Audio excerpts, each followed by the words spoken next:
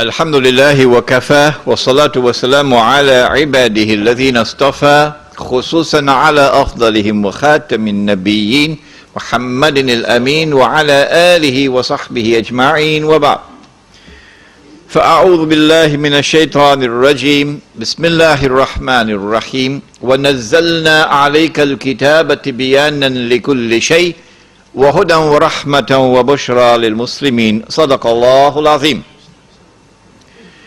We praise Allah and glorify Him, and we beseech Him this night most humbly for His guidance and for His blessings and for His protection as we attempt to address the subject beyond September the 11th attack on America, the future of the Muslim Ummah. And we pray for peace and for blessings on all His noble messengers, and in particular on the last of them all, the blessed Prophet Muhammad sallallahu ta'ala alayhi wasallam. I would like to take about 1 hour of speaking time, because tonight I would be much more interested in your writing to me all the questions you have, and not just your questions, your thoughts, your comments. So that tonight is not only my lecture to you, it's also your feedback, because one man can't handle this subject. It is the collective thoughts and the collective wisdom. And wherever I have traveled in the world, and Allah has been so kind, you'll be amazed to know the number of places I've gone. I've invariably benefited from my audiences. I've learned so much from my audiences. We begin in Allah's blessed name. The ayah of the Quran, of course, Surah An-Nahl, I always begin with this ayah. And we sent down the Quran, sent down the book, the Quran, on thee, O Muhammad alayhi salatu wasalam, that this Quran might explain all things. And therefore that this Quran might explain the strange world in which we are living today. It's not just politically strange, with its political globalization, moving in the direction of world government. And that tomorrow when the United Nations will disappear. It's not only strange in its economy, moving in the direction of globalization of an economy, a world economy, in which one people will now enslave all of mankind. It's not only strange in respect of the emergence of one way of life, one culture. I call it the blue jeans Jamaat. Everybody living the same way. Everybody having the same diseases around the world. Being born the same way, being dying the same way, being buried the same way, around the world. It's not only strange in terms of what is happening to mankind, but what is happening to the environment, the earth.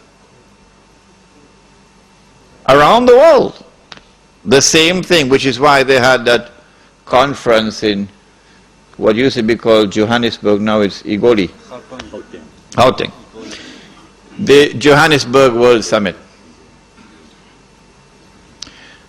But in addition to this, there's also something else strange happening. And that is a confirmation of the hadith. The Prophet said, sallallahu ta'ala alayhi wasallam, and you take this hadith home with you tonight as you ponder the issues. He said, sallallahu ta'ala alayhi wasallam, بدأ الإسلام غريبا وسيعود غريبا. When Islam began, it was something strange and therefore different from everything else in the world. And Islam will one day return to that state of being something strange and different from everything else in the world. And we are now living in this age in which Islam, not part-time Islam, no, we're talking about the Islam of Muhammad sallallahu ta'ala alayhi wa sallam, that Islam. That Islam is becoming something stranger and stranger. Something different from the rest of the world. Different from that globalized political order. Different from that globalized world economy. Different from that globalized culture or way of life. Like a square peg in a round hole. But not for Islamic modernism. I don't know whether you've ever met it. A strange creature called Islamic modernism. It was it was alive and very well healthy in Malaysia. Until a great axe fell upon it a few years ago. I warned them, but they wouldn't listen to me. Islamic modernism, of which my teacher, Maulana Dr. Muhammad Fadlur Rahman Ansari Rahimahullah, warned, and his book is downstairs, the best book on Islam, in my opinion, ever written in the English language, is his 2-volume work, The Quranic Foundations and Structure of Muslim Society. My teacher, of blessed memory, is downstairs. Islamic modernism, an attempt to reinterpret the religion, to subject Islam to a progressive interpretation so that it can fit in with the modern world, so that America can sit down and have dinner with Islam. And structure of Muslim society. My teacher, of blessed memory, is downstairs. Islamic modernism, an attempt to reinterpret the religion, to subject Islam to a progressive interpretation so that it can fit in with the modern world, so that America can sit down and have dinner with Islam. So in the United States, while I was there, I saw this strange version of American Islam emerging from a large section of the African American Muslim community, an American version of Islam that America would be comfortable with, and sit down and have dinner with this Islam.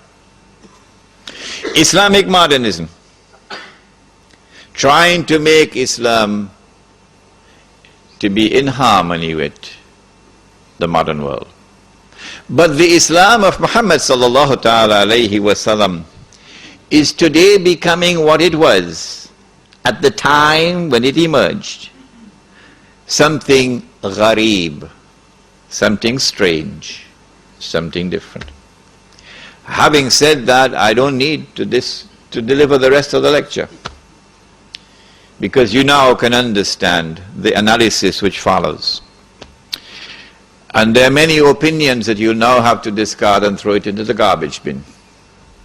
When once you hold on to this hadith of the Prophet Muhammad alayhi salatu wasalam. On September the 11th, the United States was attacked. We know from eyewitnesses that there were 2 aircrafts which struck at the Twin Towers in Lower Manhattan. And it could be that the aircrafts themselves caused the buildings to collapse. It could also be they got some help from some dynamite and so on planting before. We know from eyewitnesses that there was a 3rd aircraft which crashed in Pennsylvania. And no less an authority than the White House itself confirmed that aircraft, the plan was for that aircraft to target Air Force One and to target the White House. And we have unconfirmed reports because no one saw, and there was no evidence on the ground. Absolutely astonishing, isn't it? A huge aircraft slams into a building and there is no evidence that the aircraft ever existed. The Pentagon. America was attacked on September the 11th in circumstances which were absolutely suspicious. Who attacked America on September the 11th? And we have said that there is a massive cover-up on the part of the Bush administration. And we have anticipated that those who have information so far concealed will eventually release that information in order to embarrass the US government as part of a strategy to bring down America. And so CNN is going to be broadcasting it. And the New York Times is going to have a field day. And all those who control the media in the United States are now going to go to work to lavishly publish all of this information which demonstrates beyond doubt that the US administration was involved in a massive cover-up. Who attacked America on September the 11th? We used a method. We said, since we do not have the evidence which can be used in a court of law, let us look to see who has benefited. And when we use that method of analysis, we have come to the conclusion that the only beneficiary of the September 11th attack on America has been far and away the State of Israel. There is a little booklet outside, a Muslim response to the attack on America. It's just about 25, 28 pages. I want to suggest to you, and it's very cheap, I think maybe $2.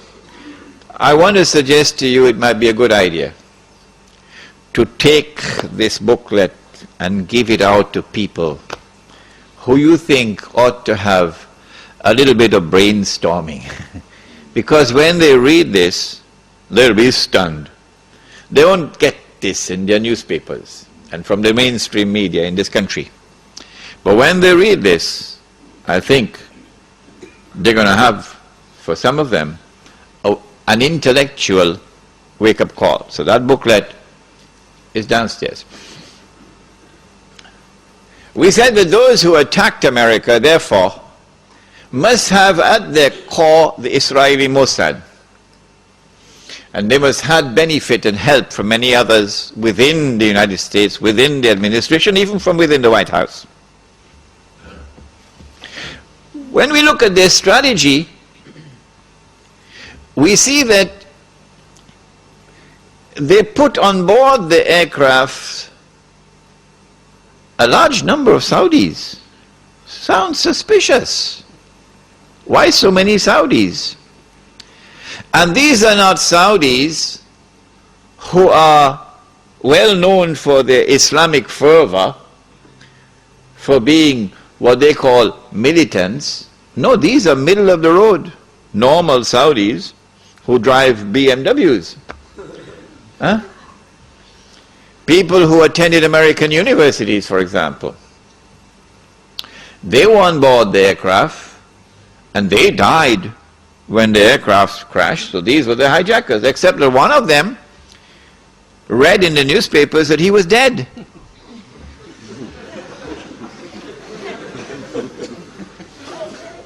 So he went to the Saudi government and he said to the Saudi government, "It seems to me as though I'm alive."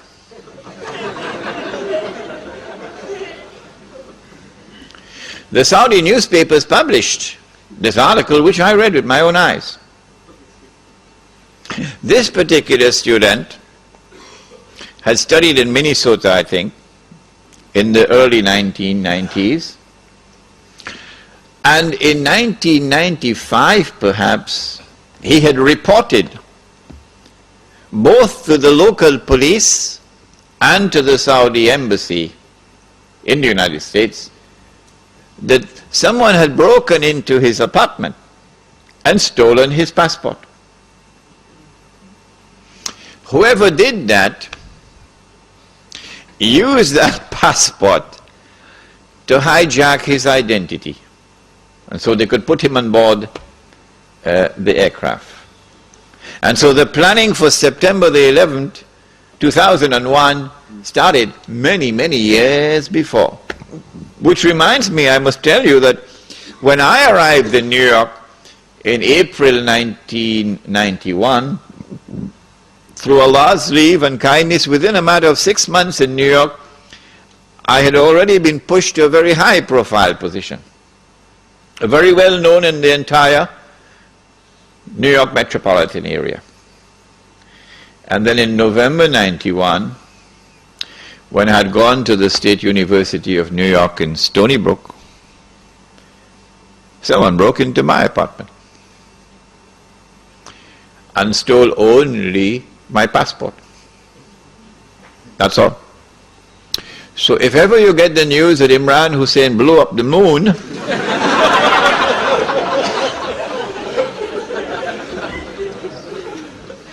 you'll understand the background. They're holding it. They have not as yet used it. But the more I talk about it, the less likely that they can use it. My passport, therefore my identity. My passport. That's all. So if ever you get the news that Imran Hussein blew up the moon,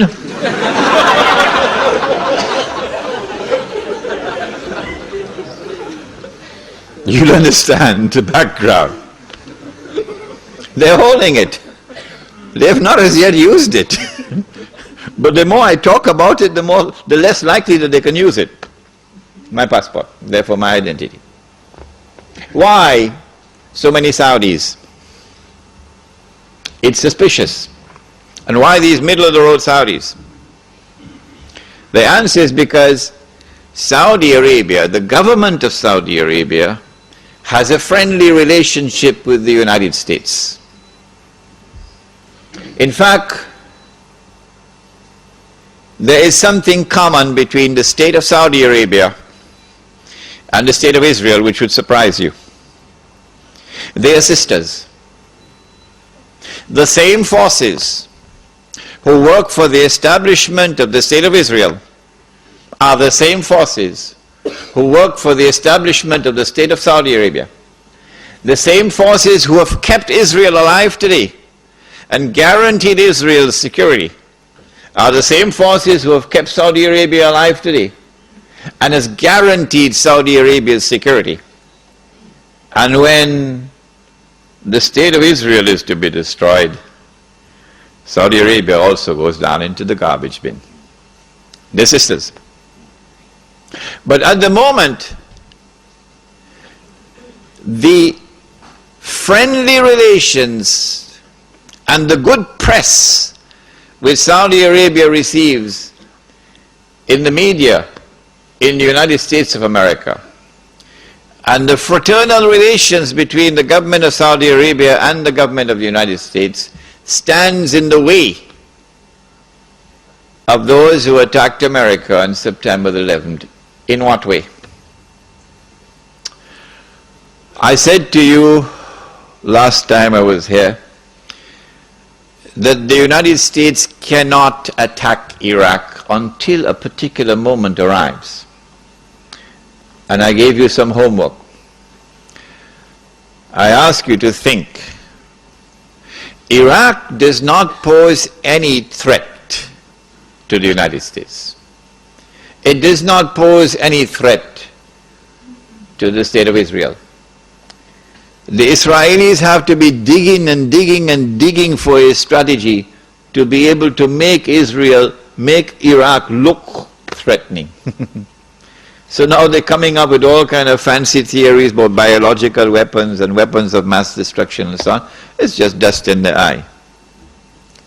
Well, and if Israel does not pose any threat, why all of this hullabaloo, all of this shouting from the mountain tops about attacking Iraq? And who, in military strategy, which commander-in-chief, which country which is about to wage war, which country will announce for 1 year in advance, 2 years in advance, we're going to be attacking you? And then publish in the newspapers all kinds of alternative strategies, how to attack. It sounds suspicious. Sounds like the attack on Iraq is not for military purposes. Sounds like the attack on Iraq is for political purposes, so that political dividends might accrue from it. What are those political dividends? That is at the heart of the beginning of my talk tonight. I do not want to return to the lecture I gave last year, in which I began with the ruling state of Britain and identified that with the hadith, a day like a year. The hadith of Tamim ad-Dari. You shaking your heads? Imam? I'm going to have to repeat that lecture now? Yeah, like a day. Yeah? Yeah, like a month. A day like a year? Yeah, like a month. Okay, if you didn't hear that lecture, we don't have the time tonight to repeat it, so the tape recording is downstairs. Abu Rahman has it downstairs. The hadith is a day like a year, a day like a month, a day like a week when Dajjal is released, okay? And we identify the island of Britain with a day like a year, and how did we arrive at that? We're not going to do that tonight, because we did that already. And then a day like a year ends, and it is followed by a day like a month, and one ruling state gave way to another. Britain is no longer the ruling state in the world. The United States of America now becomes the ruling state in the world. And in the same way that there was this mysterious, puzzling, baffling relationship between the island of Britain and the Holy Land, starting from the Balfour Declaration, so too now you have this mysterious, mystifying, baffling relationship between the United States of America and the State of Israel, which was so clearly apparent in Durban, World Conference on Racism and Racial Development, Racial Discrimination, when Israel walked out of the conference because the whole world combined to condemn Israel for its atrocities on the Palestinian people. Guess who walked out with Israel, holding on to Israel's coat's tail? Uncle Sam. Uncle Sam. So this puzzling, mystifying relationship between the second ruling state and Israel. The first ruling state in Israel, Britain and Israel. The second ruling state, the United States and Israel, is explained by a day like a month. And then we said that a day which is like a month is now coming to an end. And the September 11 attack on America is in many respects a parallel to another attack which had occurred many years earlier. There's a parallel between the two. That one was in the summer of 1914, okay? The assassination of the Grand Duke Franz Ferdinand in Sarajevo. And that attack, that act of terrorism, launched the First World War, the big war. Similarly, September the 11th, the same forces at work in the summer of 1914 are the same forces now at work, September the 11th. With that attack in Sarajevo, Britain, which was the ruling state in the world, now during the First World War has to yield to another ruling state, namely the United States of America. If you don't understand, go and read your history. Now it's September the 11th. The attack is now on the United States to bring down the United States as the ruling state in the world. But in the process of bringing it down, the United States has some very important work to do for Israel. I can identify tonight two very important things that the United States has to do for Israel. There are many more, but there's no need to do more than simply two. In order for Israel to succeed the United States as a ruling state in the world, not only must the US economy collapse and the US dollar collapse, and when the US dollar collapses, it brings down the whole world of paper money with it, and if you don't believe me, just wait. Just wait. This is going to be the topic, Blacktown, Wednesday night. Do please come on Wednesday night, because that is the most important lecture of all. Islam and the international monetary system. Please come on Wednesday night for that lecture. Not only must the United States collapse its economy and its money, but in addition, Israel, not only must the United States collapse its economy and its money, but in addition, Israel has to wage a big war, which even non-Muslim political analysts are now anticipating. A big war. Even Jews now within Israel, I'm getting emails, even Jews within Israel, Jewish academics who are up in opposition to the Sharon government, they are now understanding that there is something big about to happen. And they're warning the world about it. Of course, it's too late now. Israel has to wage this big war, which is already planned long ago. And the territory of the state of Israel will dramatically expand.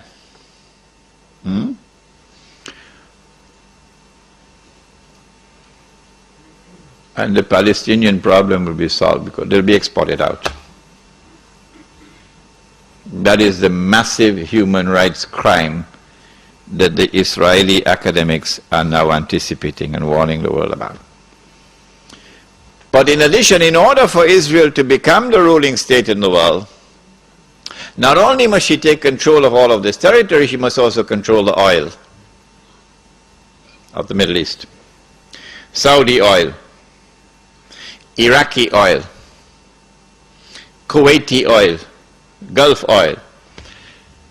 But I don't see Israel taking Iranian oil. No. And you'd want to ask me why. Yes, you'd want to ask me why. In the question and answer session, not now. I don't see Israel touching the Iranian oil. Now that's going to be a very, very important event in world affairs. If Israel takes control of this oil, Israel will have her hands on the throat of the world. Not so much Britain and the United States, because Britain has North Sea oil. The United States has a lot of oil, sufficient to meet its domestic consumption. And so who is going to have Israel at their throats? The answer, Europe, Japan, and the rest of the world dependent upon Middle East oil, but particularly Europe and Japan.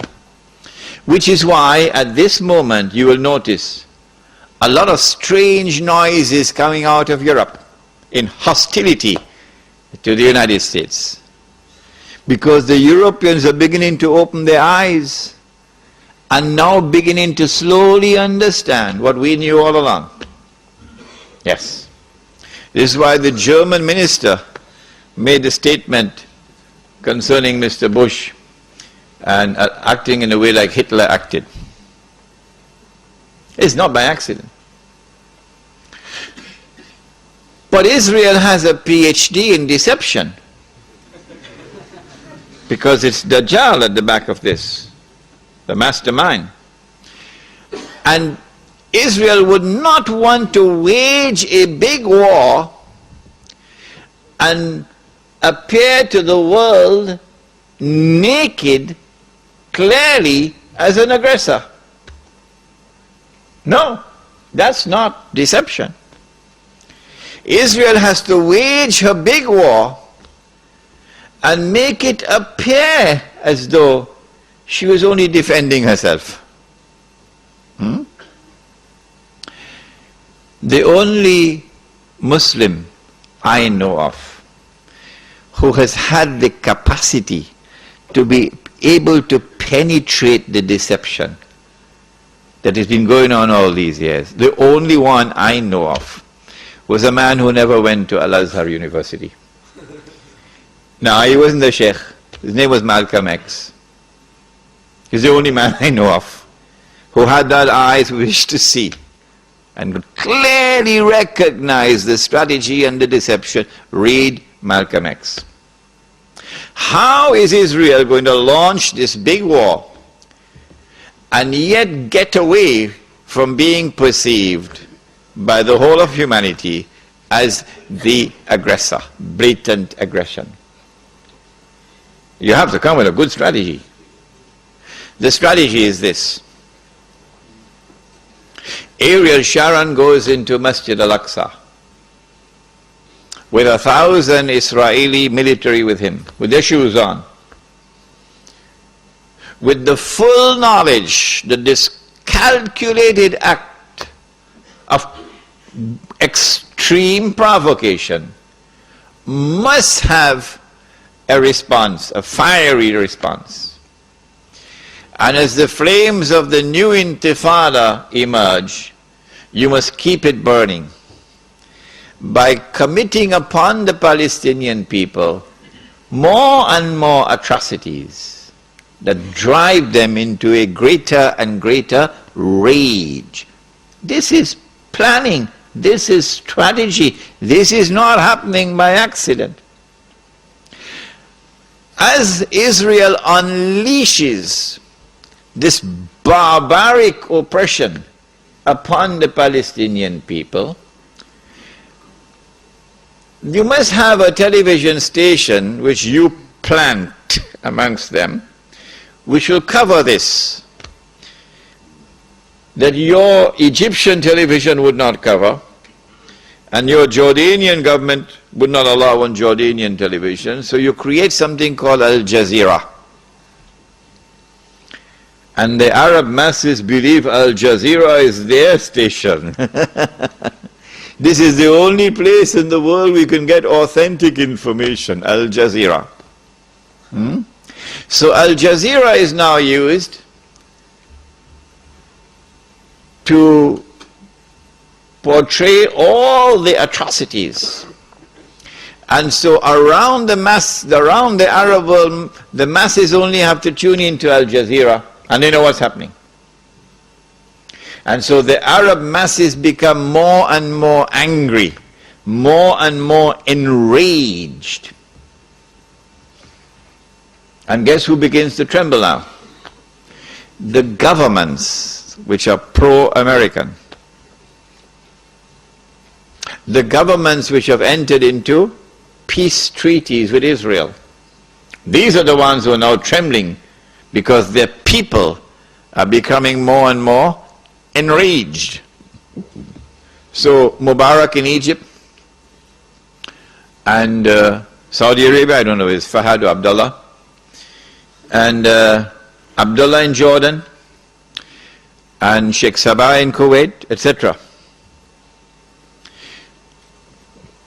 Israel has to judge the temperature on the ground in the Arab world.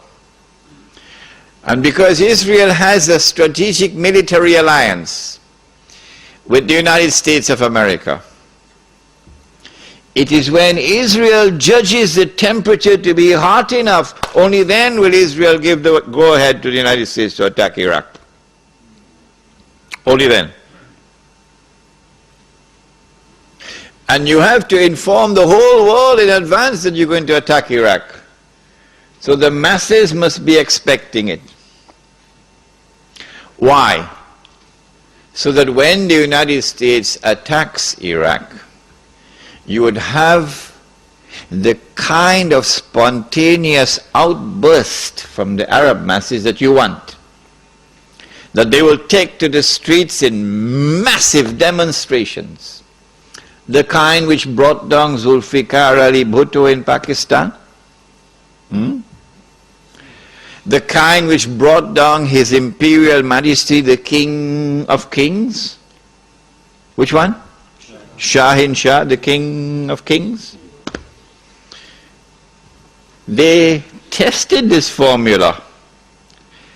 They tested this formula because they were actively involved in all that drama in Iran. Oh yes. Without in any way being uncharitable or lessening in any way my appreciation and my respect and the honor which I have for those who led the Iranian Revolution. I have to admit that in addition to their sincere efforts and their struggle against the oppression of the Shah, that there were also others that worked to help them without their even knowing it. So they have finessed this methodology of how to bring the masses out onto the streets. And this is what is about to occur. As the masses go out onto the streets, the ones who are going to be targeted are the pro-American regimes in the Arab world. The objective? To get one or more of these regimes to fall through massive demonstrations, anti-American and anti-Israeli demonstrations. Which one is likely to fall first? Let me stop. Come on. Which one is likely to fall first? Let me stop. Come on. Huh? Jordan is correct. Jordan is correct. Which is why Abdullah has his bags packed already.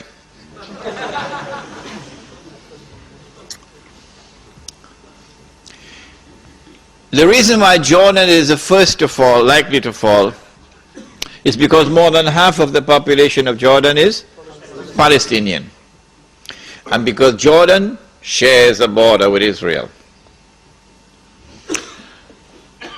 If the Jordanian government falls in consequence of the attack on Iraq, and the Jordanian government, or shall I call it the Anglo-Jordanian government, is now replaced by an anti-American, anti-Israeli, and best of all, a government declaring itself to be Islamic. If that happens, and the Jews are going to be praying for that to happen,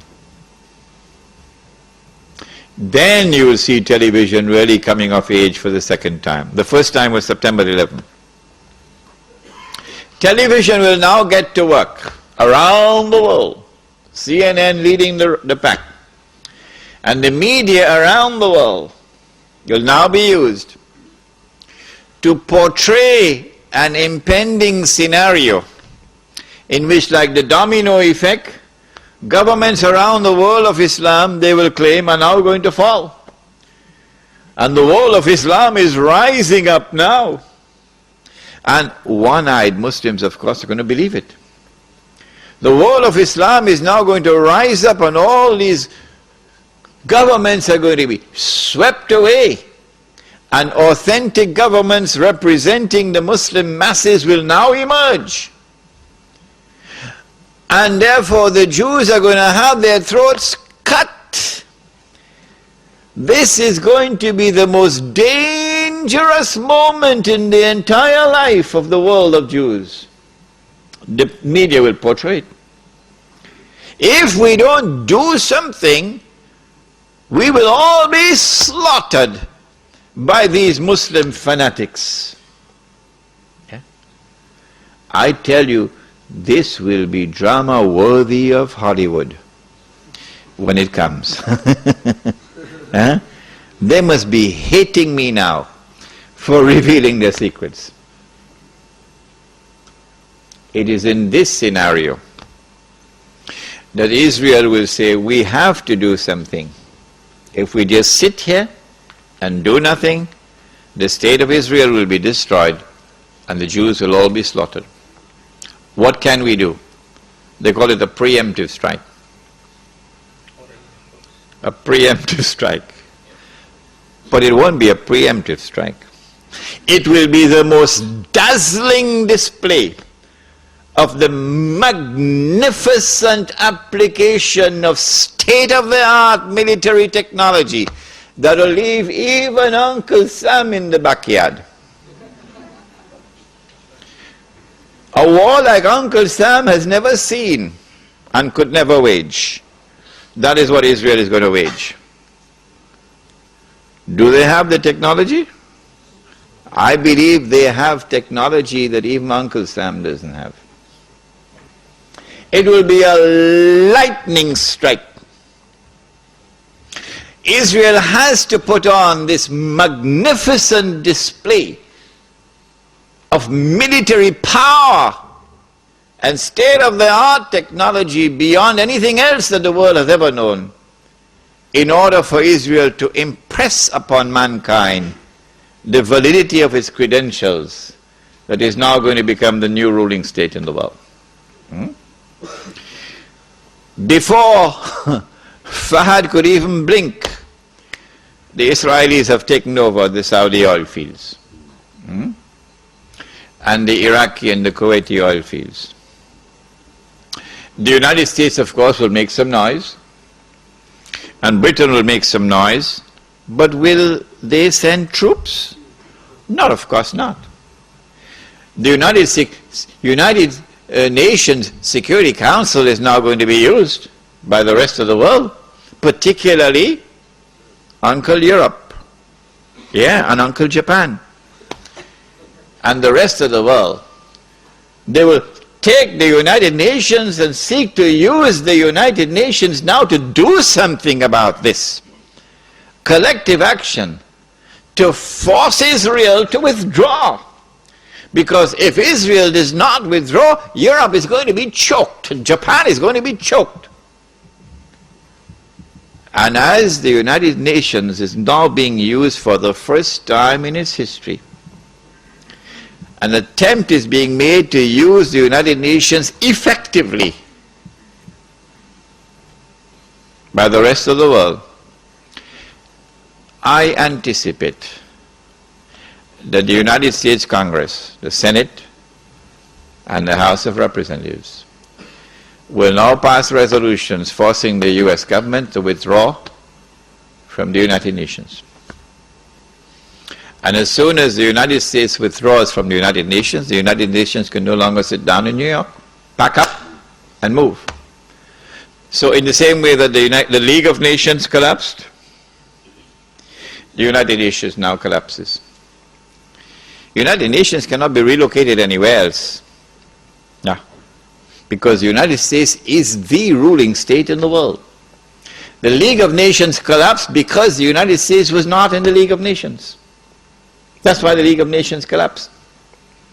And so the United Nations cannot be relocated anywhere. No, it can't take it to Geneva. It's not going to work.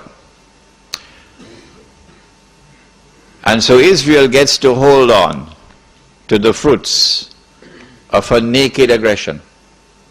And Israel takes control of the oil of the Middle East. It may be that it will be that moment when the US dollar collapses, but more of this in my lecture on Islam and the international monetary system, and you would be amazed. We say we follow the Quran, but we lie. We lie. We say that we follow Muhammad alayhi salatu wasalam, but we lie. We lie when you attend our lecture on Islam and the international monetary system.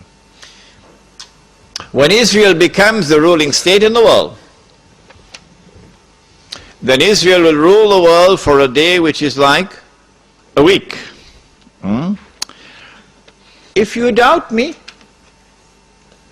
and you doubt my method of analysis, I say no problem. Just wait. Just wait.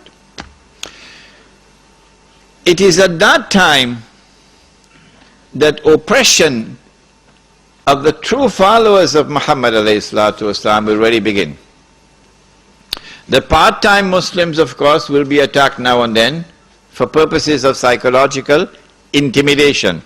So they put their tail between their legs and go back home and watch TV. But the full-time Muslims are going to be attacked and targeted, and they'll know you from your bank account. That's all. Your bank account will tell them everything they want to tell. The Prophet said ﷺ about this oppression, that a man would pass by a grave and roll on the grave and say, I wish I were in the grave rather than the dead man. Not because of religious reasons, but because of biting, relentless oppression. So if you are comfortable in Sydney, and you think that things are going to continue as it is, and you'll get away from the storm, the war on Islam that's going on now, and yet you can remain as a good Muslim, you're living in dreamland. Because the war on Islam is going to intensify like nothing you've ever seen before. What you've had so far is only an introduction to the war on Islam. The war on Islam has been going on for more than 1,000 years. Not since September the 11th, wake up. The Crusades were part of the war on Islam. The same people who launched the Crusades are the same people who dismantled the Ottoman Islamic Empire, are the same people who destroyed the Caliphate, which is my lecture for tomorrow night, Imam al-Mahdi and the return of the Khilafah. It is the same people who today created the State of Israel and control the State of Israel. It is the same people who are going to be ruling the world, the European. It is the same people who today created the State of Israel and control the State of Israel. It is the same people who are going to be ruling the world, the European, who was first dressed up as a Christian and is then dressed up as a Jew. After Israel has ruled the world, of course, for a day which is like a week, at the end of that period of time, what's going to happen to the water in the Sea of Galilee? Be dry up. It is only when the water in the Sea of Galilee is dried up, it is at that time, according to the Ahadith in Sahih Muslim, you can go and check it out, my book is downstairs, Jerusalem in the Quran, go read it. It is at that time that you can expect the Son of Mary to return. So when I said, I expect it to be 50 years from now, about 50 years, and when I put into the record for your tape records, for those who listen to this lecture when I'm dead and gone, when I said, I can be wrong. And some people still have objections to his saying that he expects the Son of Mary to be coming back in about 50 years from now. Okay, I'll change it.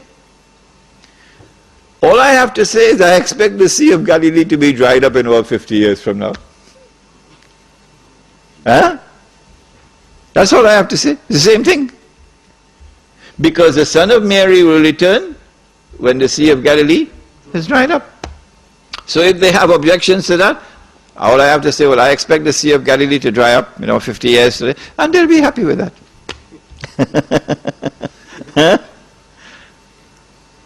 It is at that time that Dajjal will now enter into a day which is like our day, and therefore he'll be in our dimension of time. And he'll be ruling the world from Jerusalem with what would appear to be eternal rule. It is at that time that the Imam will emerge from Medina, hurrying to Mecca, which is our lecture for tomorrow night. It is at that time that the Son of Mary will come down, and the Son of Mary will have his hands on the wings of two angels, It is at that time that the true Messiah will kill the false Messiah. When I lecture on Jerusalem in the Quran at Lakemba on Monday the 7th, inshallah, we go over the subject again, but in greater detail than I did over here. So that lecture is going to be 2.5 hours, inshallah. It is at that time that the true Messiah will kill the false Messiah. It is at that time that Gog and Magog will be destroyed. It is at that time that the army will come from Khurasan, and no one will be able to stop that army until it reaches Jerusalem. Hadith of Sunan of Tirmizi, Sahih Hadith. And then Islam will destroy the state of Israel, liberate the Holy Land. It is at that time the Hadith which is in Sahih Bukhari and Sahih Muslim. If you want to check the credentials of any of your Muslim leaders in Australia, check them out. Can we trust this man? Ask him, would you ever quote this hadith in public? He'll turn around and run so fast, faster than Federal Express, if he doesn't have faith in his heart, but he's a Muslim leader. Which hadith? Test them out with this. It is in Sahih Bukhari, it is in Sahih Muslim, it is muttafaqun alayh. And every Palestinian loved this hadith. Oh yes. La tuqatilunna al-Yahud, you'll most certainly fight the Jews. Wa la taqtulunnahum, and you'll most certainly kill them. Hatta yaqulu al-hajar, at that time the stones will speak, Ya Muslim, hadha Yahudiyyun wara'i, there's a Jew hiding behind me, fata'ala faqtul, so come and kill him. Check them out, your leaders. Which one will quote this hadith? When you find a man who is prepared to quote this hadith in public, you got your leader. Now then, let's come to the nitty-gritty. What is the future of the Ummah during this interim period, until such time as Islam triumphs in the world? What we can expect is the emergence, or rather the culmination of the political strategy for the establishment of one world government, which will control all of mankind. That we have massively betrayed the Quran is clear from the ayah of Surah Al-Ma'idah. Which ayah? Again, I don't think they'll want to quote it.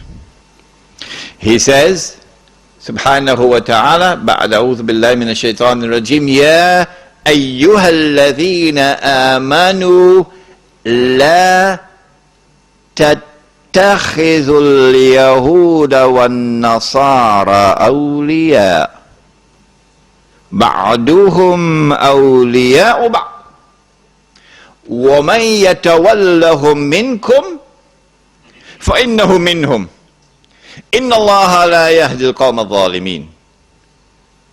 If you're an Arab tonight, good news for you.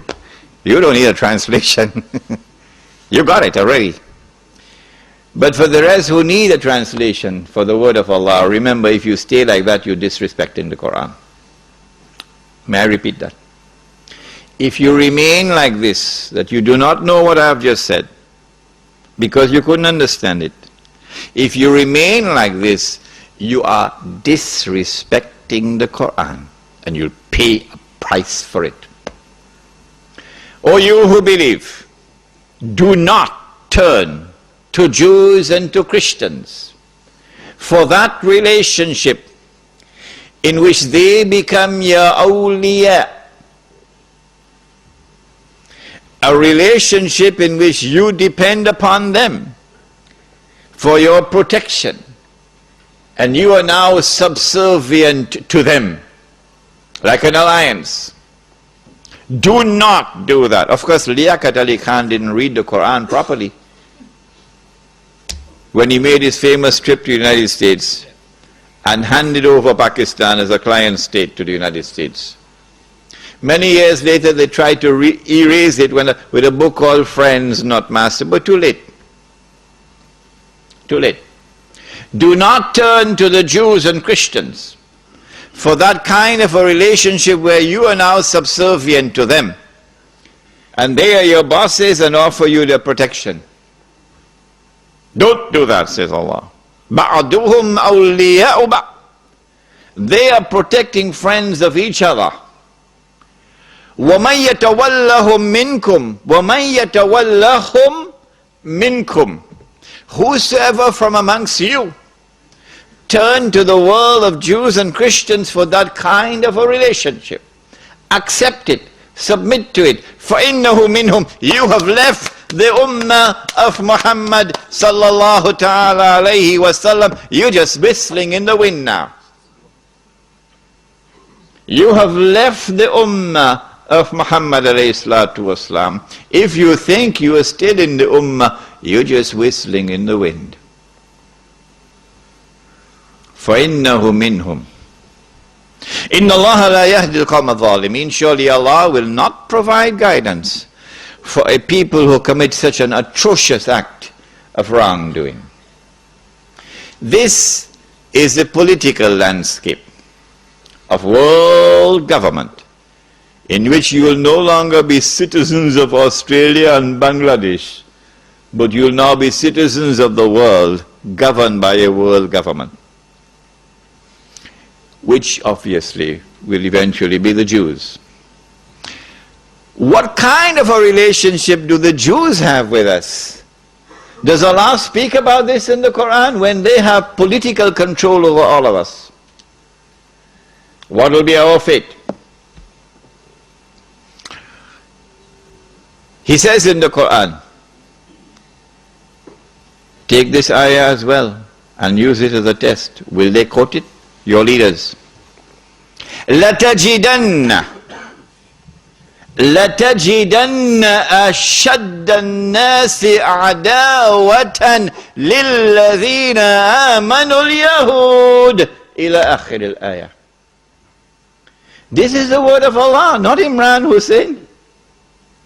They can't arrest me for this. You have to arrest Allah. But they can't arrest Allah. لَتَجِدَنَّ. You will surely find time and again. But they can't arrest Allah. لَتَجِدَنَّ. You will surely find time and again. أَشَدَّ النَّاسِ عَدَاوَةً لِلَّذِينَ آمَنُوا الْيَهُودِ إِلَى آخِرِ الْآيَةِ. That those who will have in their hearts the greatest hatred and enmity and hostility for you will be the Jews. So now your most dangerous enemy in the world is in charge of you. What a pity. What a future for the Muslim Ummah coming up now. That is the political landscape. What about the economic landscape? What happens when paper money collapses, disappears? Because Mufti is either sleeping or eating halwa. Because Mufti has not as yet declared that this paper money is haram.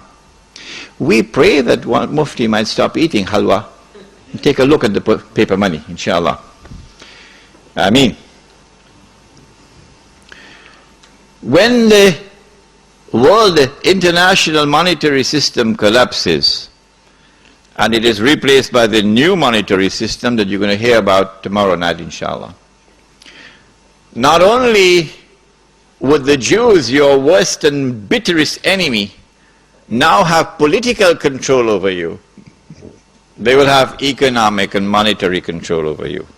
And you'll be frightened when you hear tomorrow night's lecture. And so it's political slavery and economic slavery coming up for us. In addition, these next 50 years, if you have a beard, that's it. You're going to be targeted, hounded like a dog. If you refuse to dress like them, and you want to dress in a manner which identifies you as a Muslim, they're coming after you.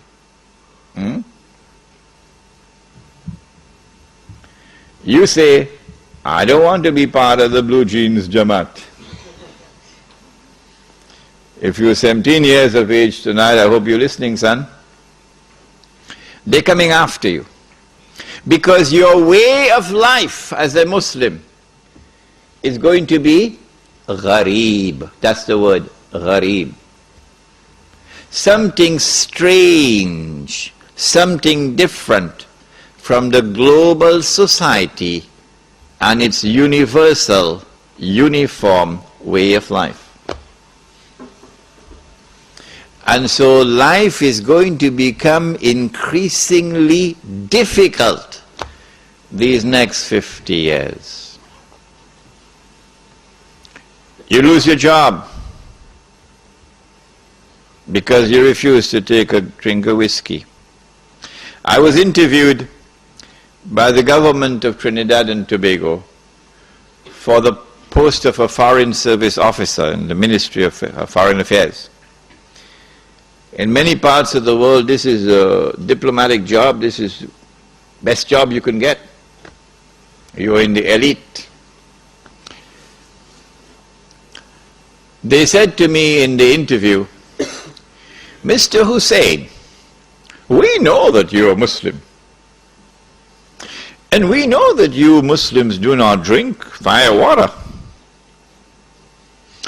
But when you are appointed as a foreign service officer and you are posted abroad in a diplomatic mission, the government will provide you with a home in which to live. And you will be required, for fulfilling your job, you'll be required to keep alcohol in your home. And Mr. Hussein, we have something more to say to you. You will be required to serve alcohol at your table. Remember, Mr. Hussein, we're not asking you to drink this stuff.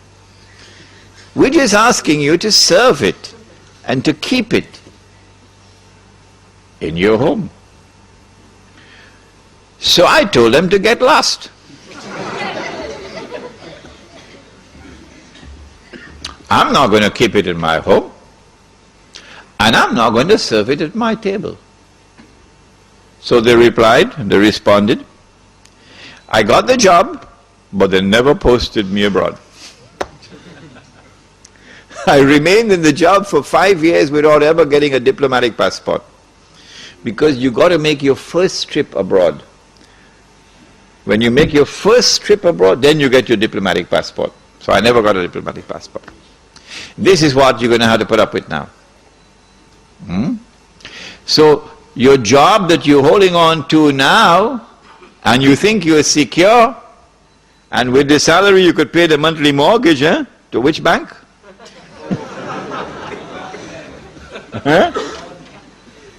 And you have this lovely car in a nice suburb of Sydney, and you praise the Lord for the good life. Remember, if you wish to be sincere to Islam, you're going to lose your job. What are you going to do when you lose your job? Because you do not want to betray Allah and His Messenger. What are you going to do when your wife is being subjected to abuse on the streets because she's in hijab? And I have to say this one, I can't avoid it. He said, sallallahu ta'ala alayhi wa sallam, one of the signs of the last day is that people will be having sexual intercourse in public like donkeys. And the most honorable man of that time will be one who passes by and sees this couple having sexual relations in public. And he says to the man, can't you at least take her behind the wall? The signs are very plain and clear, and none of you can deny it tonight, that we are well on our way to that day. I met someone in Kuala Lumpur belonging to the Naqshbandi Sufi order. And this man said to me, he said, Sheikh, That's not tomorrow. I've already seen that. I have seen that on a street of Tokyo in Japan. I saw with my own eyes people having sex in public like donkeys. Okay? This man is in Tokyo. If they're not doing it on the street now, like donkeys, they're doing it in other places. But it's going to come onto the streets. My question to you is, what are you going to do? When you're in political slavery, when you're in economic slavery, when you're part of a global society now which is demonizing you, you're losing your jobs, your wife is being abused, and now your children have to see these things before their eyes, what are you going to do? My answer is, if you're comfortable with that, you can stay in downtown Sydney. But if you're not comfortable with it, then you'll be interested in the rest of the lecture. Surah Al-Kahf of the Quran responds and tells us, وَإِذِ اعْتَزَلْتُمُوهُمْ وَمَا يَعْبُدُونَ إِلَّا اللَّهَ فَأْوُوا إِلَى الْكَهْفِ يَنْشُرْ لَكُمْ رَبُّكُمْ مِنْ رَحْمَتِهِ وَيُهَيِّئْ لَكُمْ مِنْ أَمْرِكُمْ مِرْفَقًا. You got to disconnect from that godless world. It is only when you disconnect, فَافْرِقْ بَيْنَنَا وَبَيْنَ الْقَوْمِ الْفَاسِقِينَ, the dua of Musa alayhi salam. It is only when you disconnect, only then will Allah's rahmah come upon you. How do we disconnect? Well, you go back to Bangladesh, it's the same Gog and Magog world order. You go Karachi, it's the same like downtown Manhattan. How do you disconnect? The answer is, you got to get out of the godless cities, because the world of globalization is witnessing the countryside being denuded and the masses moving into the cities, of course, to provide cheap labor. As the masses move into the cities, you now have, for the first time in history, mega cities. 10, 20 million people in a city. So we move in the opposite direction from the rest of mankind. That is hikmah. Allah is impressed now by the Muslim who moves in the opposite direction from the global society. As you disconnect from the godless world and you go out into the open countryside, please don't come at me at the end of the lecture and ask me, are we going to abandon those in the city? Are we going to have da'wah in the city? Do not come with that question at the end of the lecture. Because we are not isolating ourselves. No. In fact, we can do far more da'wah from that village than we can from downtown Sydney.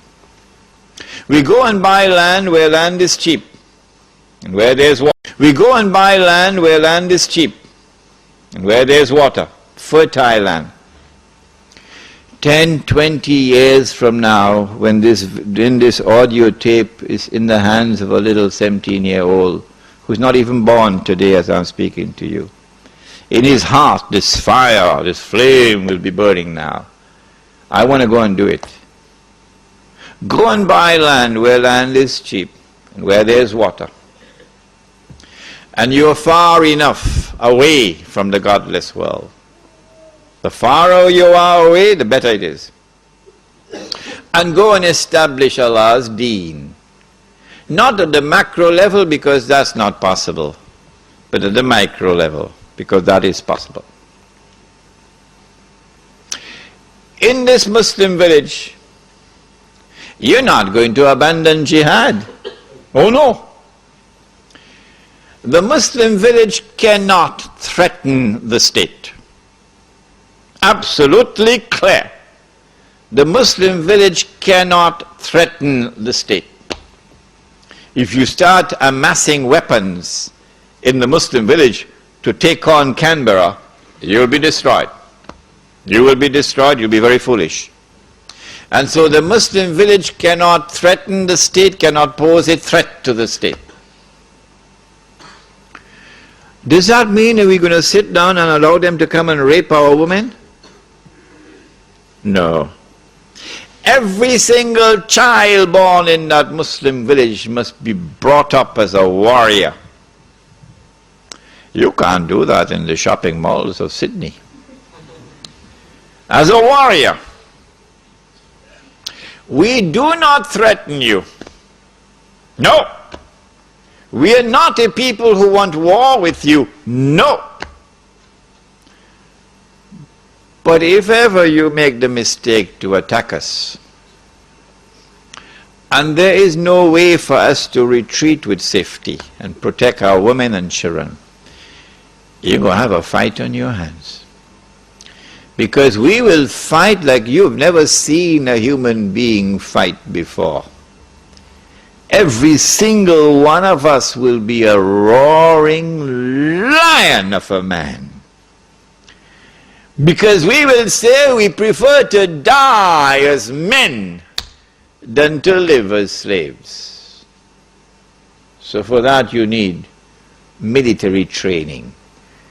You need to build yourself physically, psychologically. At the same time, all of this preparation is not for the purpose of threatening the state or threatening anyone.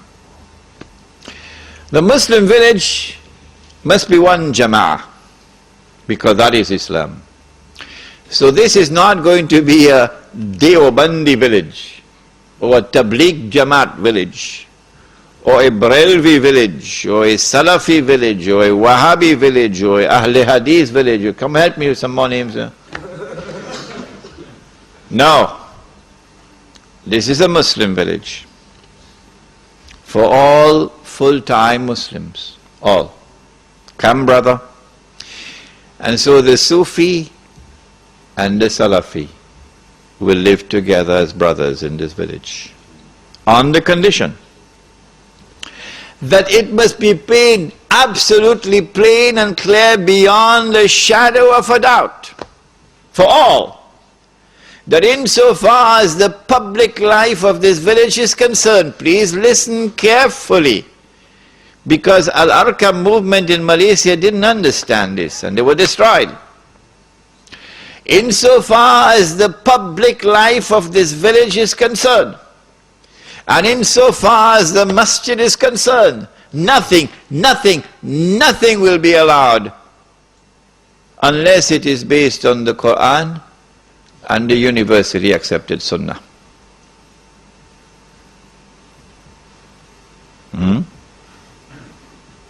And so if you have a Muslim practice which is not based on the Quran and the universally accepted Sunnah,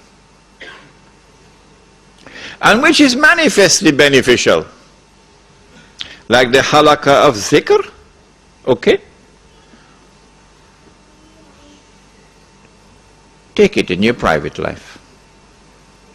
That's all we ask of you.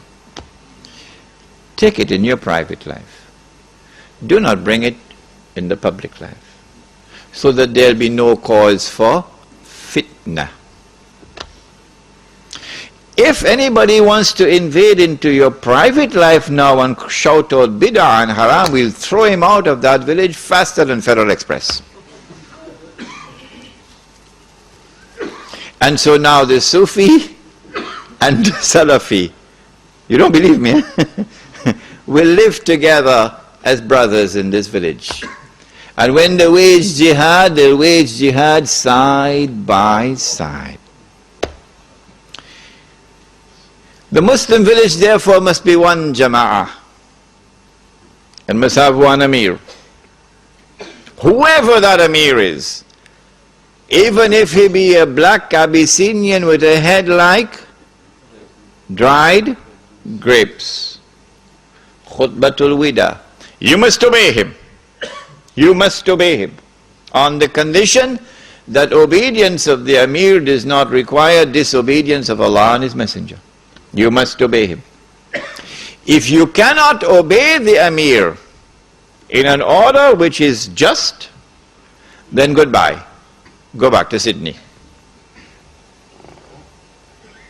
And now the amir will enforce the deen on the members of the jama'ah. If you commit a sin for which is a public flogging, And you say, I don't want to be flogged. Okay, go back Sydney. You can't live amongst us anymore. If you want to live amongst us, then you have to authorize us to give you the public flogging. And so we'll enforce the hudud in the village on those who consent to allow us to enforce it upon them. And those who do not consent, we ask them to leave.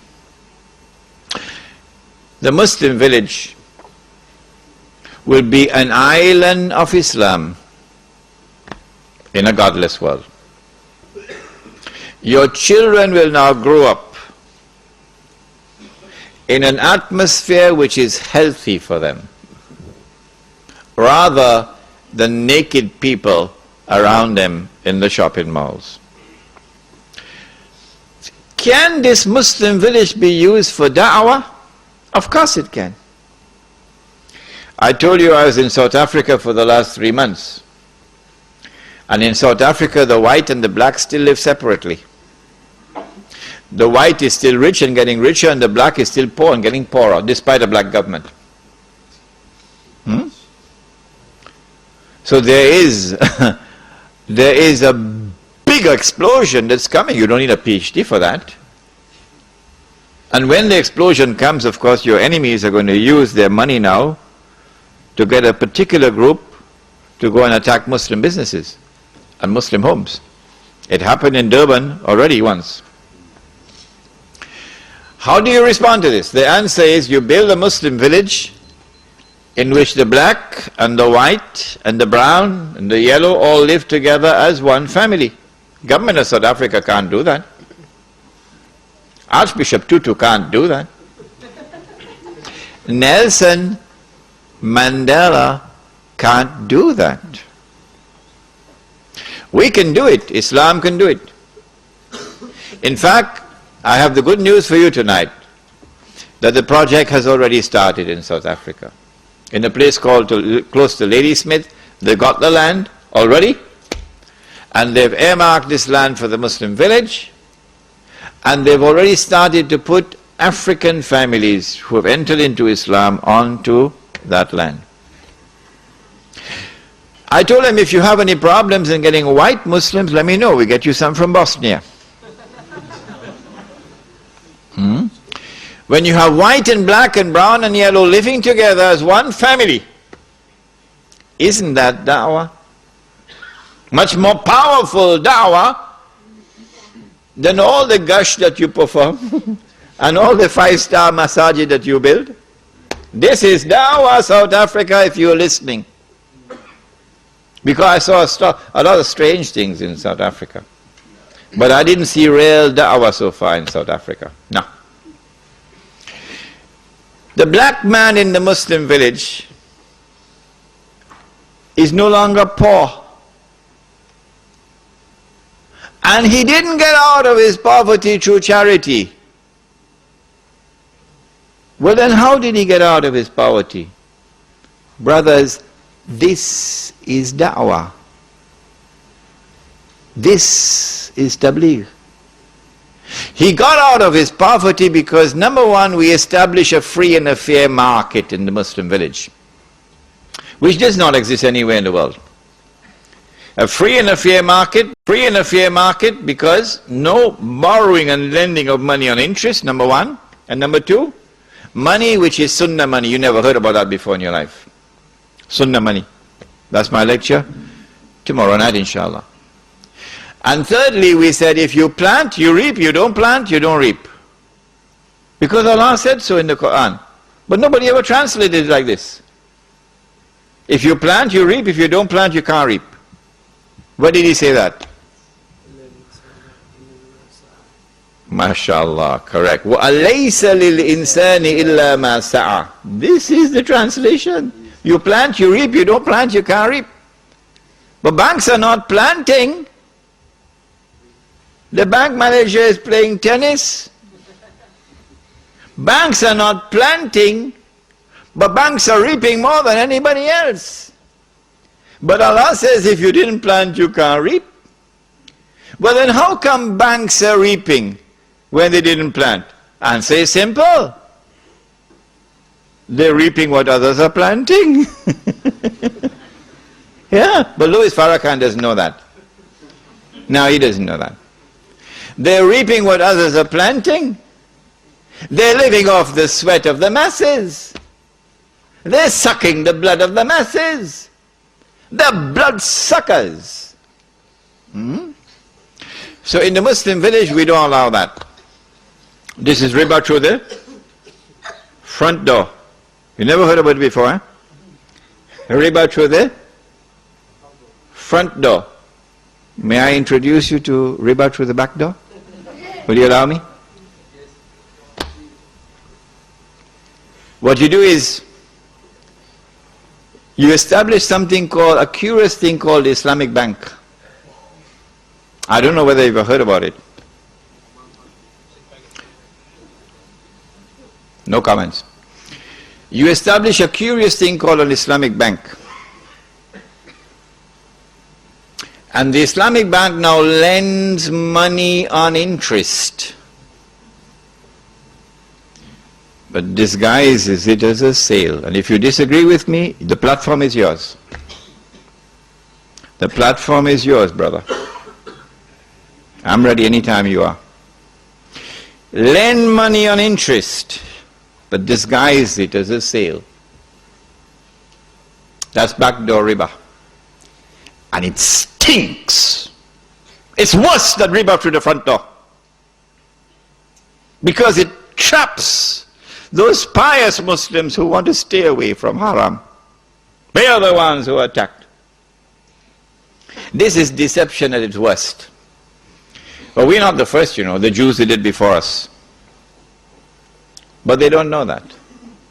And the Prophet said we'll follow them step by step. He said that even if they go down into a lizard's hole, you'll go down into the lizard's hole. That's where the Islamic Bank is. Down in the lizard's hole. But we explain this in greater detail tomorrow, if we have the freedom to speak tomorrow. Inshallah. And so in the Islamic village, in the Muslim village, if you're a black man and you plant, you reap. And Allah subhanahu wa ta'ala can give whatever He wants to give. And if you're a white man and you don't plant, you ain't gonna reap. Not in our village. So goodbye, white South Africa that was engaged in racial discrimination against the people. And so the black man in the Muslim village is no longer poor. And he didn't get out of poverty through charity. No, he worked for it. You know what kind of dawah is involved here? Black South Africa, 20 million of them will now raise their hands to the heavens. And they say, praise the Lord, that Islam has finally arrived in this country. So don't tell me anything about isolationism and not doing any da'wah, because this is better da'wah than anything you've done before. This is da'wah. You want to preach the truth? Establish it. Establish it before you preach it. So that when you preach the truth, you can invite people, come and take a look at it. This is Islam. In this Muslim village, therefore, we establish Islam. And if we are firm on the Quran and Sunnah, remember that. You must not step out of the Quran and Sunnah by 1 inch, not even 1 inch. Then Allah will protect you. Yes, He is fa'alul lima yurid. When Allah protects you, then none can harm you. وَمَن يَتَّقِ اللَّهَ يَجْعَل لَّهُ مَخْرَجًا وَيَرْزُقْهُ مِنْ حَيْثُ لَا يَحْتَسِبُ وَمَن يَتَوَكَّلْ عَلَى اللَّهِ فَهُوَ حَسْبُهُ إلى آخر الآية. This is the future of the Muslim Ummah. It doesn't matter whether you're in Lebanon or you're in Australia. It is the countryside you must head for and build the Muslim village for the next 50 years. so that you can survive the storm, while all the rest of mankind are going down the river of no return. Let me end by using an analogy.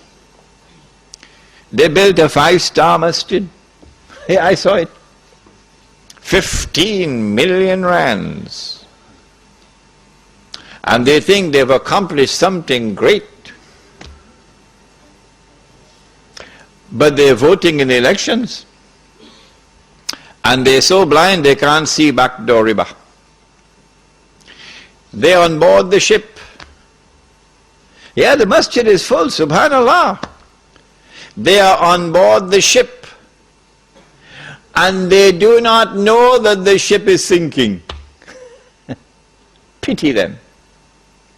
The ship is sinking. And you build a 5-star masjid on board the ship. When you come to our Muslim village, you're not going to see a 5-star masjid. You will see a thatch roof. And you will see simple mud walls or so. A simple structure of the masjid. That ship is sinking. No one can prevent it from sinking. That is the hadith about 999 out of every 1,000.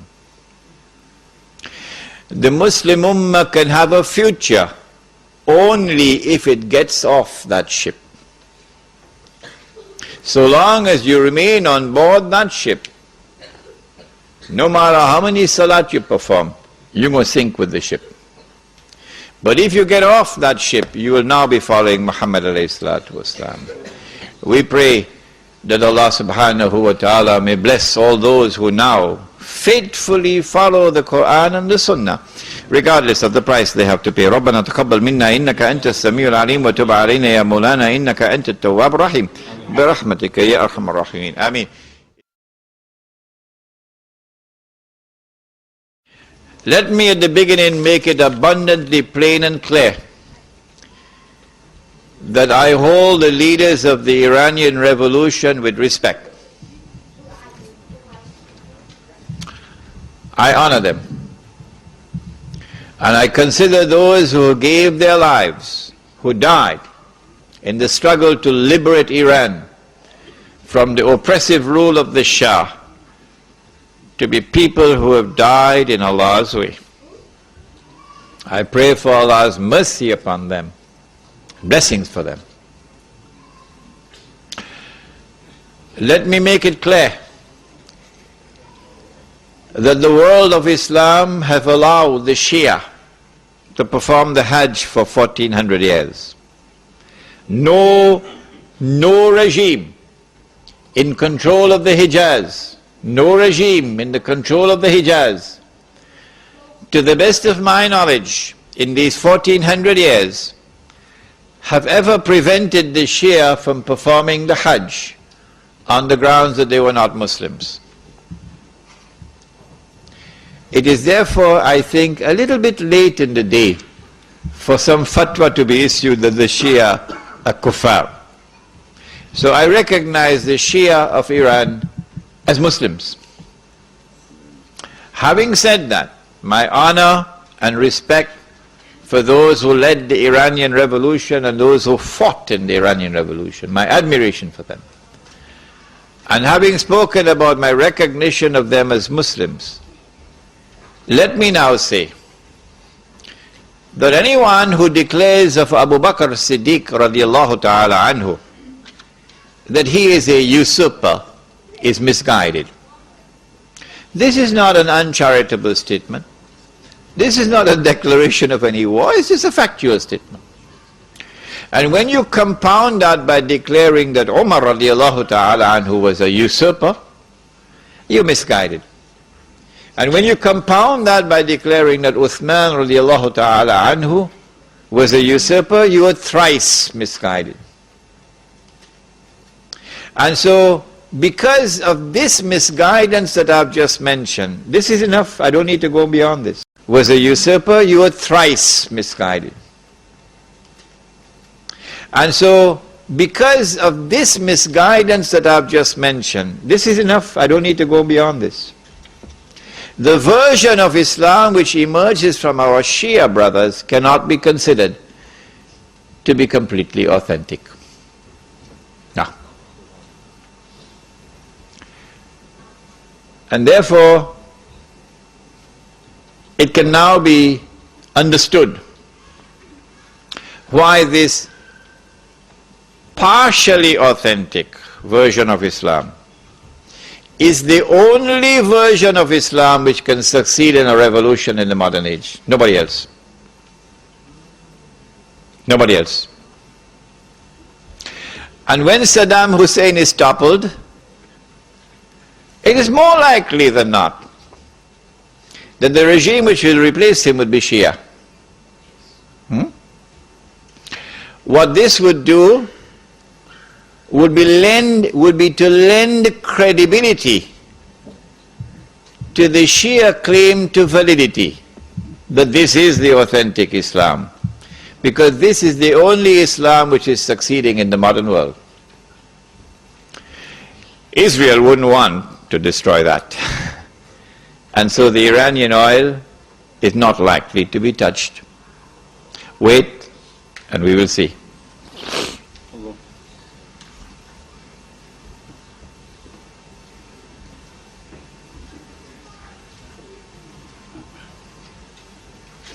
Okay, I just answered this question. You spoke about the forces behind WW2 being the same forces manipulating the Iranian revolution. I just answered this. Why will Iran not be attacked? I just answered this.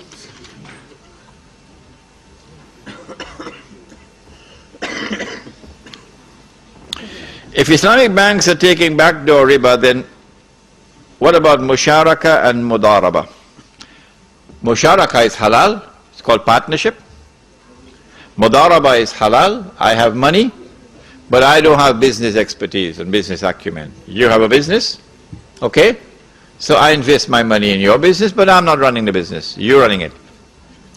If the business makes a profit, I get a share, but it'll be less than musharaka. If the business suffers a loss, I share in the loss. This is mudaraba, and this is how a stock market, actually, stock market operates. But this must be a stock market which is free from riba. That stock market is actually the system of mudaraba at the level of a system. What kind of economic activities will there be in the village? Number one, the production of food. I think I spoke about this previously.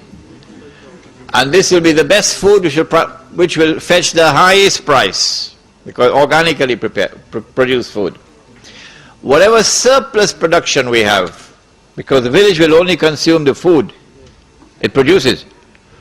We ain't eating no supermarket food, not for Sydney. Okay? The village will consume only the food which it produces. And the reason for this is because of Suratul Kahf. The Suratul Kahf, where the young men were woken up after 300 years, and naturally you'll feel hungry after 300 years. And they sent one of their young men to buy some food, and they said, فَلْيَنْزُرْ أَيُّهَا أَذْكَى تَعَامٍ. So go search for that food which is purest, indicating that food in the age of Dajjal is going to be corrupted. That's it today. So surplus production of food will be marketed. We get an income from that. Secondly, the village must have industry. In Indonesia, for example, we'd want to concentrate on batik, because the Indonesians have a natural talent for artistry. Batik. Where industry needs energy, where are we going to get the energy from? Where are we going to get the energy from? Are we going to depend on the government for energy? Hydro. Suratul Kahf answers and points to nature. Points to nature. Go to nature for energy. In Suratul Kahf, which one of nature is pointed out to? Solar energy.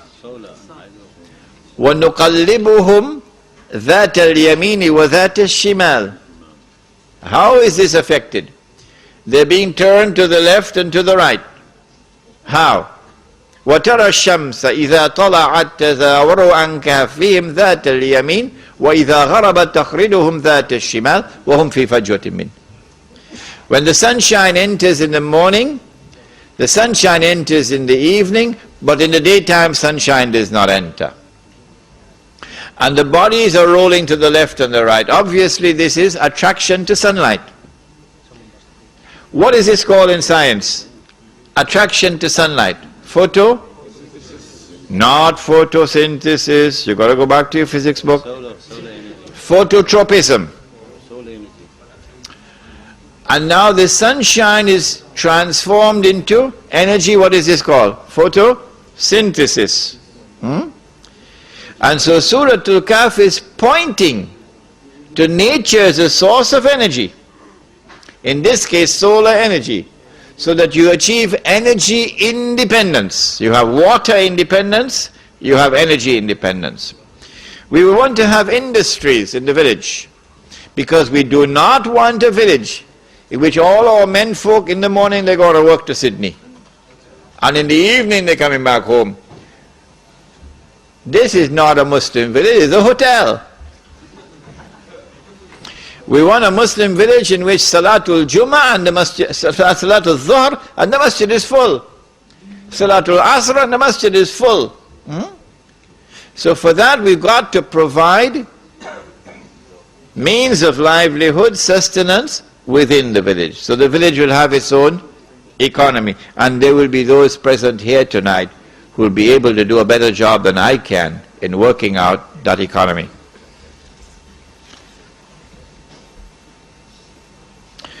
Why is Tabligh Dawah less effective than Islamic village Dawah?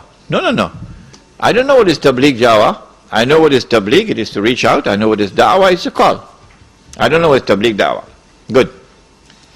I was talking about those who build a 5-star masjid.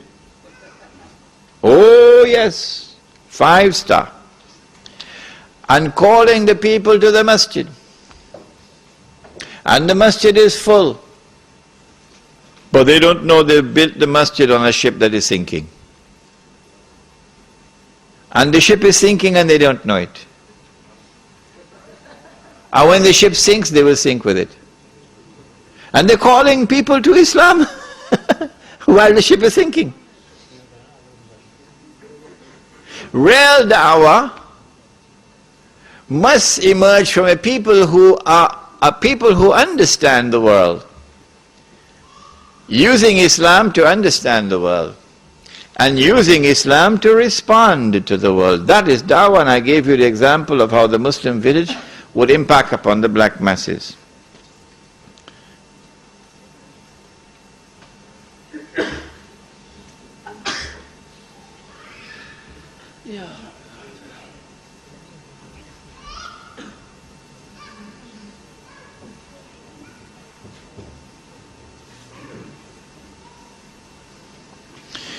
America and Britain are all capitalist states. Policies built upon would impact upon the black masses.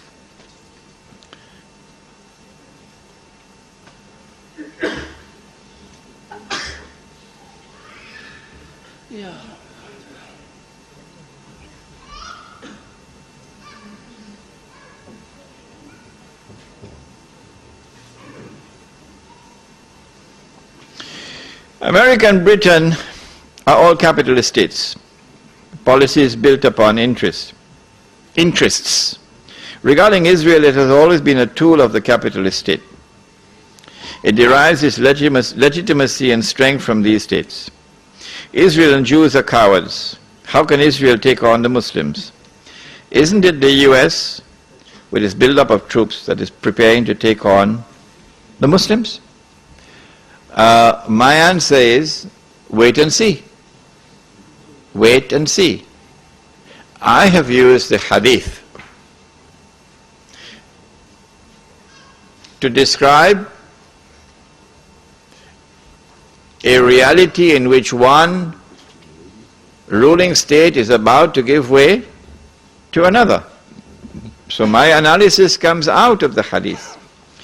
This analysis comes out of political political analysis using normal tools of political analysis. I think this would be a valid analysis for someone using normal tools of political analysis. But someone using the Quran and Sunnah would understand that this is not correct.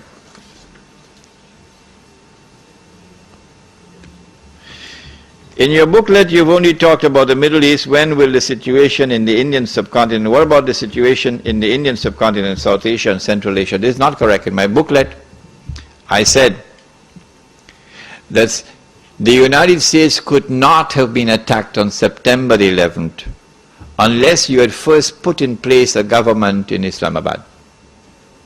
It's there in my book. They had to first put their man in Islamabad before they could attack the United States on September the 11th. And so all that drama in the sky about an aeroplane running out of fuel, that belonged to Hollywood. That belonged to Hollywood. Nawaz Sharif, the Prime Minister, was absolutely correct when he said that this was a conspiracy hatched against me. So that I could be removed from power, and so that this government could be put in place. No elected government of Pakistan could ever have consented to the United States using the territory of Pakistan to attack Afghanistan. That is suicide. No government would have done that. Not even the worst government of Pakistan would ever have done that. So you had to have a Jewish government in Pakistan, a government established by the Jews to serve the Jews. Only then you could have had a government in Pakistan would allow the United States to use the territory of Pakistan to attack Afghanistan. So don't say that I did not speak about the subcontinent. What role will Iran play in the upcoming rising from Khorasan? This is tomorrow's lecture. No, yeah, tomorrow is Imam al-Mahdi? Yes. Yeah, tomorrow.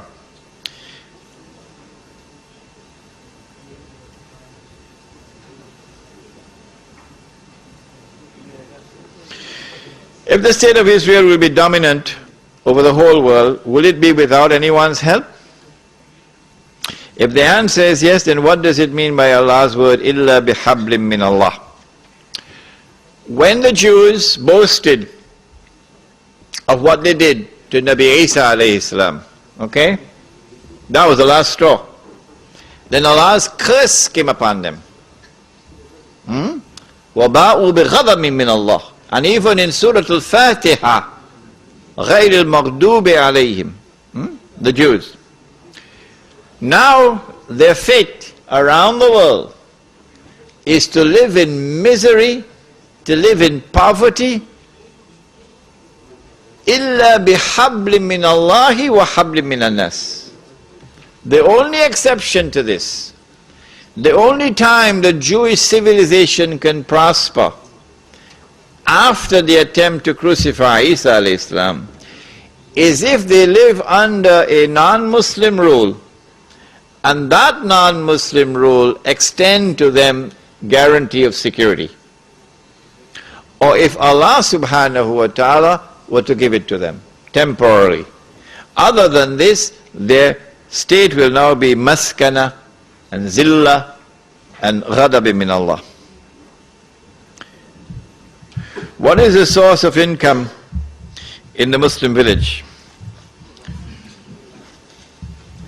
Can we maintain our careers and jobs, or do we have to return to subsistence farming?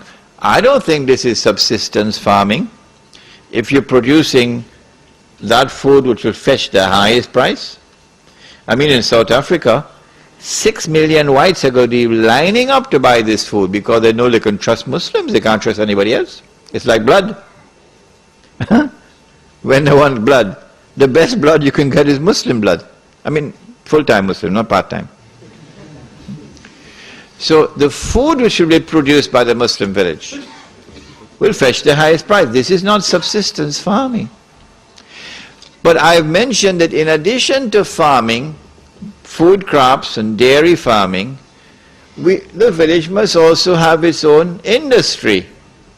We can have cottage industries like batik is Indonesia, cottage industries. I mean, there are some Muslims, not the Malay, but the Indian Muslim, Pakistani Muslim. I mean, he's been given a special talent for computer software engineering. You go down to Silicon Valley in San Francisco. You know how many Hindus, Indians are out there? The place looks like Little India. Huh? Silicon Valley looks like Little India. Because, of course, the Hindus are the ones who have taken the market. But it's also because of a special aptitude that Allah has given to a people. Wallahu ambatakum min al-ardi nabata. Allah has caused you to emerge from the earth like trees and plants, and some trees are for timber, some are for shade, some are ornamental. So these are people who have been endowed the aptitude for this kind of work. Inna sa'ayakum la shatta, another ayah. So why can't we, from the Muslim village, why can't we have software engineering companies operating out of the village? Huh? How can we implement Islam in this country? How can we apply two systems in one country?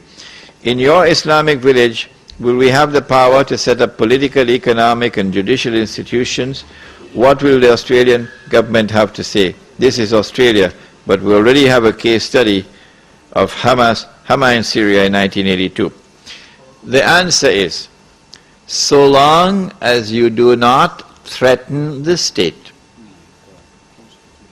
and so long as you enforce the Quran and the Sunnah, you have one more actor in the equation now. And that actor is fa'alul lima yurid.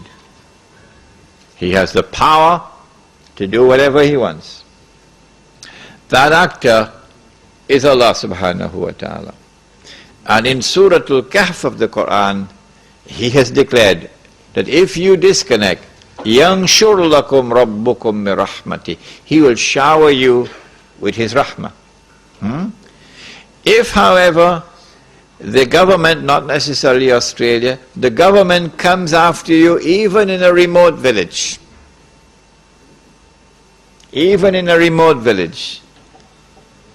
where you do not threaten the state at all,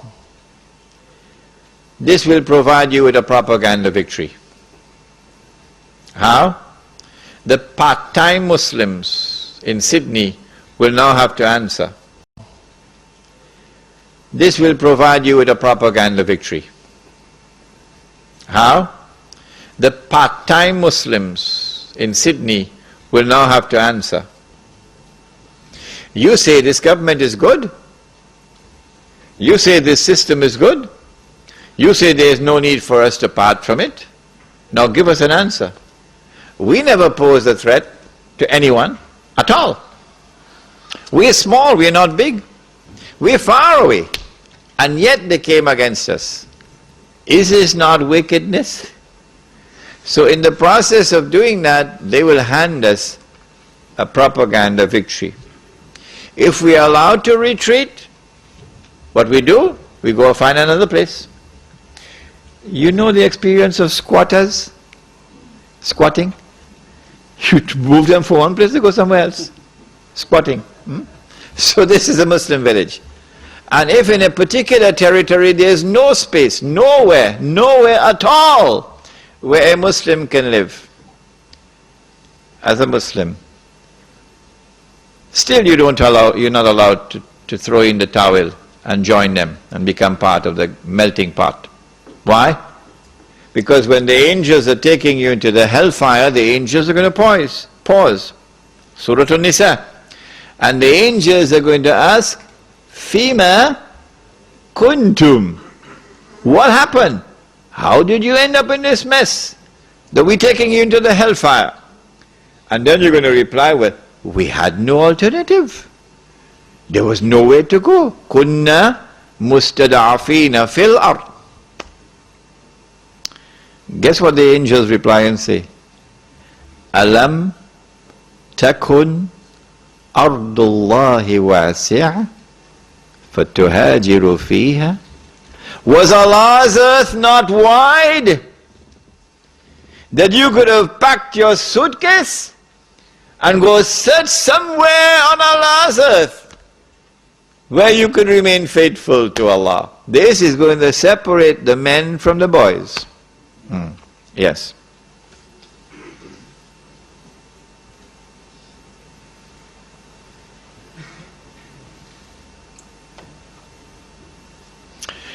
When Muslims are shy in sparing even $5 a week, what is the prospect for such Muslims to form a Muslim village? I said it. I anticipate those who are 17, 18 and 19 and 20, 21 and 32 who come to attend my lectures or who listen to the tape recording when I'm gone. I said I think these are the ones, the young ones. Allah will put a fire in their hearts and these young ones will build a village. But if the old people want to come along, they're welcome. They're welcome. However, to buy the initial land, you have to find capital. So you have to find those in whose hearts Allah has put a love for the deen and who are prepared to invest, not to give, to invest their capital. Because once the land is bought and you got permission from municipal authorities for housing on part of the land, you can now sell house parts at a very moderate price and recover money which was invested. You're going to be selling farmlands in plots and recover money which was invested. So the money which was invested would be recovered. It's not charity. When the Muslim village is established, people who are poor can come now and live in this village. Because you don't need 500,000 Australian dollars to buy a house. What happened? Yours cost more than that? So you don't have to borrow money through the front door or through the back door. Because in Indonesia, I told you, the Muslim village will have bamboo houses, beautiful bamboo houses. And when the Messenger of Allah returns, you know which one? Nabi Isa alayhi salam, and you offer him a choice, the bamboo house or the $500,000 house, guess which one he's going to choose?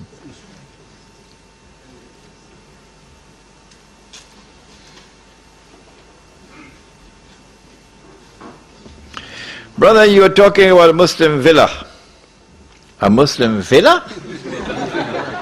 But in Sydney, the majority of Muslims live in Lakemba and Auburn, and these are areas known which is a crime zone in Sydney. How can you overcome the situation? I like this question. You know why? Because in the Muslim village, you can sleep with your windows open. Every single house I went to in South Africa had a big sign, yellow, red, armed response. Every single house. They had electrical wires, electrically wired. So if you touch that wire, you go on holiday.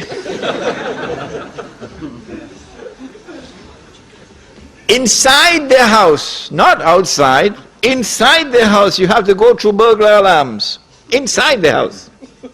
And then the last one is where they're going to be sleeping.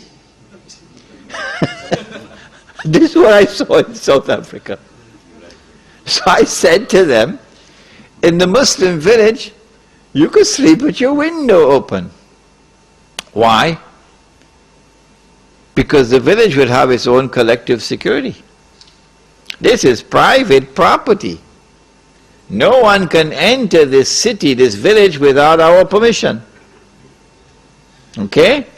And we have one entrance into the village. You're going to pass through that entrance. The village would have its patrols. So you're not going to sleep every night. No. Imam will have to spend 1 or 2 nights on patrol. Yeah.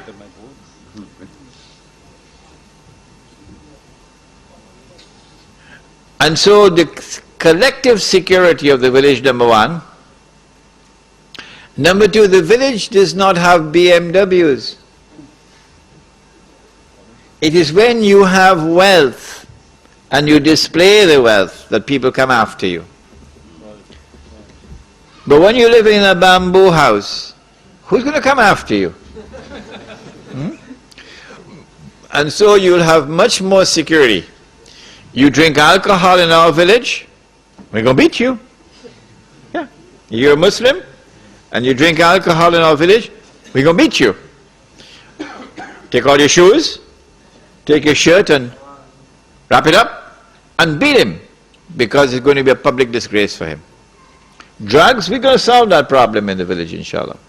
Now, I am not going to build a village. You have to build a village. What I've done is to plant the idea in your mind. And I'm sure some of you are going to come up with better ideas than I can think of at the moment in respect of the village. Does the Amir of the Muslim village have the knowledge to be a mujtahid? Is that a prerequisite? A mujtahid is one who engages in ijtihad.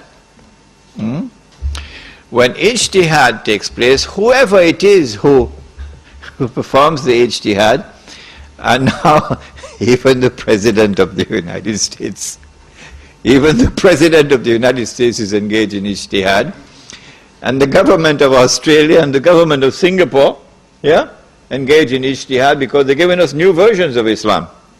And they're telling us this is the right Islam. It is when the ijtihad takes place that you now have to examine that ijtihad. And it must gain ijma' of the learned before that ijtihad can be accepted as part of our law. Last question, the talk was very good, but why say that there are no sects in the village? For when you mentioned the Sufis and the Salafis, what happened to the Muslims and the Ahl Sunnah wal Jama'ah? In the Muslim village, we do not want anyone to identify himself as Sufi. We say keep that in your private life. Insofar as the public life is concerned, you don't belong to any sect.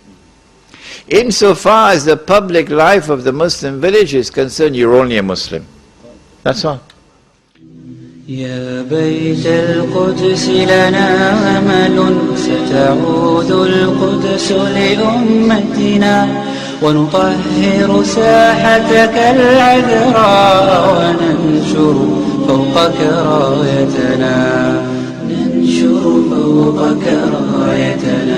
القدس تنادينا القدس تنادينا.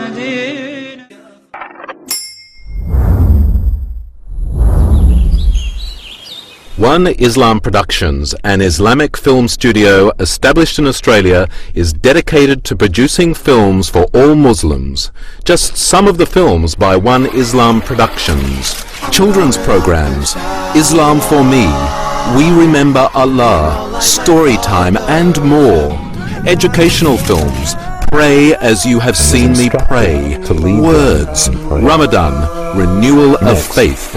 Documentaries. We at One Islam Productions believe that Islam is precious and deserves to be presented in only the highest quality. Visit us at www.oneislam.net for more information. One Islam Productions, a film production company run by Muslims for Muslims.